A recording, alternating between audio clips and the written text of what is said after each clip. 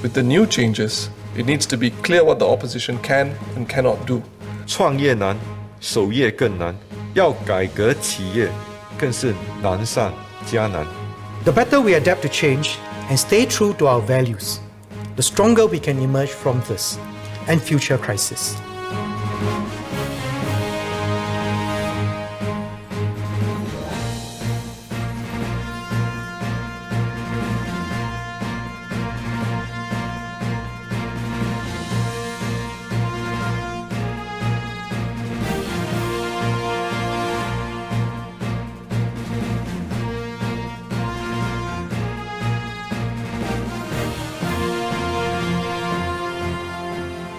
Mr. Speaker, my Workers' Party colleagues and I will set our own standards and chart an independent course, just as my predecessor, Mr. Lau Tia Kiang, did, in the face of much resistance.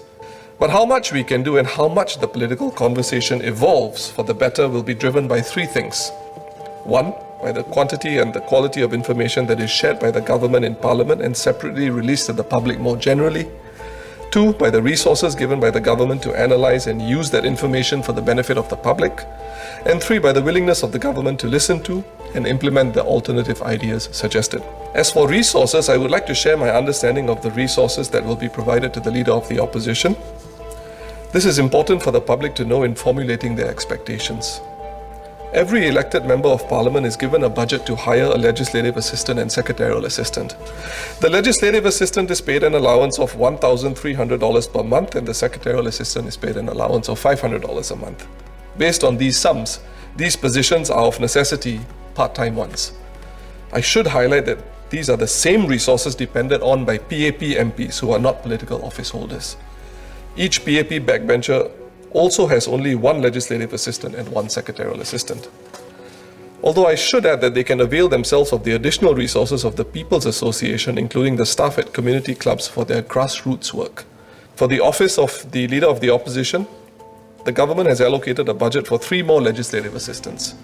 Applying the standard allowance for LAs, each of the 3 additional LAs for the Leader of the Opposition will be paid $1,300 a month. Again, these have to be part-time positions. And an administrative assistant has also been made available to the office of the Leader of the Opposition by Parliament.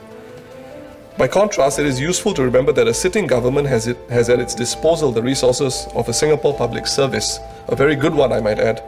Of 146,000 full-time officers, of these 85,000 are members of the civil service. The LO's office, the Leader of the Opposition's office, will not have the breadth and depth of the party in government in coming up with alternative policies. Nonetheless, the Workers' Party will continue pursuing alternatives we feel are important for Singapore. An example being the proposal for redundancy insurance for workers, as put forth in the last term of Parliament. With just 10 members of Parliament, far from the more than 1/3 necessary to check the PAP's supermajority, it is not feasible for the Workers' Party to set up a shadow cabinet in the tradition of Westminster parliaments. There are 16 ministries in Singapore, including the Prime Minister's office. These 16 ministries have the resources of 37 political office holders from Parliamentary Secretary upwards. Of these 37, 20 are full ministers.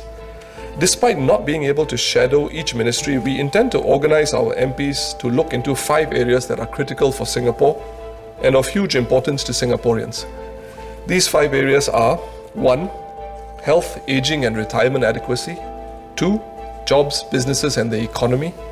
3. Education, inequality and the cost of living. 4. Housing, transport and infrastructure. And 5. National sustainability, a broad-ranging area that looks at policies and proposals to ensure we leave behind a thriving Singapore that lasts far into the future for successive generations. As most of you would have known, I've spent all of my working life in the private sector, so I can closely relate and resonate with what businesses are going through right now. There's a Chinese idiom, 创业难，守业更难. Even in normal times, there were no past precedents or protocols that you can refer to when you get curveballs thrown at you. And this happens frequently, sometimes even on a daily basis. Just like during this COVID-19 crisis, they have to constantly think on their feet, to adapt and to adjust as the situation evolves. 我们要随机应变. To expand on the sentiment in the Chinese idiom, I would add, 创业难，守业更难，要改革企业更是难上加难。While sustaining a business is harder than starting a business, when you finally have to pivot your business or even the entire country's mindset to be ready for new challenges, it's even more complex and is infinitely more difficult. Even before COVID-19, our businesses and workers were already transforming themselves to prepare for the future economy and the future of work. This crisis has accelerated the changes to our economy and has highlighted the fact that we must be flexible, we must be nimble in pivoting to new areas of opportunity and different ways of operating even after this pandemic recedes. We must never waste a crisis, because in every crisis there are also opportunities. 危机有危险就有机会. Every country dreams big. In Singapore, we not only dream big, we also make it happen, and we bring our dreams to reality. Think about Jurong Island, think about Changi Airport. Because we all work hard together, because we have a collective desire to build a better and brighter future for Singapore together, not just for ourselves, but for our children, our grandchildren, and hopefully our great-grandchildren. To continue to do well and thrive in this brave new world, we must be exceptional. Exceptional in the way we dream, in the way we hope, in the way we aspire. Exceptional in the way we implement and the way we execute. But most important of all, I hope that we can be exceptional in the way we care for one another. We are at an inflection point in our history. Now, more than ever, we must ask, how can we best ensure the survival and success of Singapore and improve the lives of Singaporeans in these unprecedented times? We can answer this in one line: adapt to change, but stay true to our values. Change will leave us behind if we stand still. That we must adapt is a given. What will define this term of government is how we will adapt that will build a better life for our people. Various ideas have been proposed on how we can do this, such as minimum wage, universal basic income, and unemployment insurance. The government will keep an open mind to all these ideas. But we must also recognize that there are no magic bullets. Each of these ideas has its merits as well as unintended effects.